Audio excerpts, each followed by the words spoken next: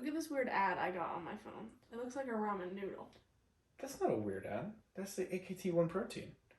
It's actually really cool. See, look at this 3D structure of it right here. Are you sure it's not a ramen noodle? Nope, that is not a ramen noodle. But it's actually pretty sweet.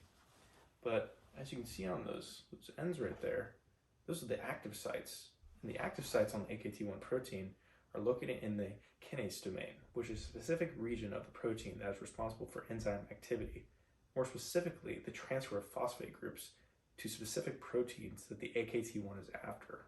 That's kind of interesting. What does it do?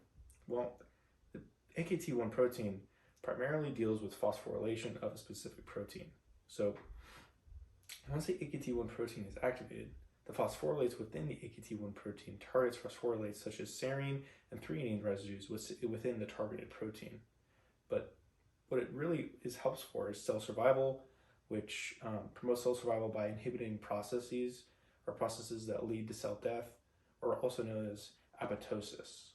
It also helps with cell growth, metabolism regulation, which influences processes such as glucose metabolism to support the energy needs of the cell. Also helps respond to external signals. The AKT1 protein is activated by hormones, which help communicate to other cells a specific signal. That's kind of cool, but how does it work? So when I mentioned the phosphorylation of a specific protein for the AKT1 protein, first the AKT1 recognizes the targeted protein by its specific amino acid sequences, which usually have the threonine and serine in them. Mm-hmm. Next, the AKT1 targets the specific sites it's going to bind to by pulling the kinase domain, which was the active site on the structure, pulling the kinase domain of the AKT1 close to the target. Then the AKT1 transfer those phosphate groups from ATP to the OH group of the serine and the threonine in the targeted proteins. That's kind of complicated. Does it have any disorders associated with it? Oh yeah.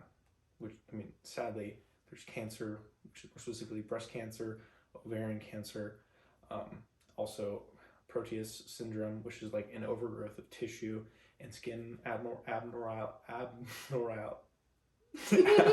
abnormalities. It's a hard word, it's okay. Yes. Type 2 diabetes, which also is another one. Mm-hmm. The connection between AKT1 and some of these disorders is, for cancer more specifically, is mutations in the AKT1, which can result in a constant activation of the AKT1, contributing to the development of specific cancer.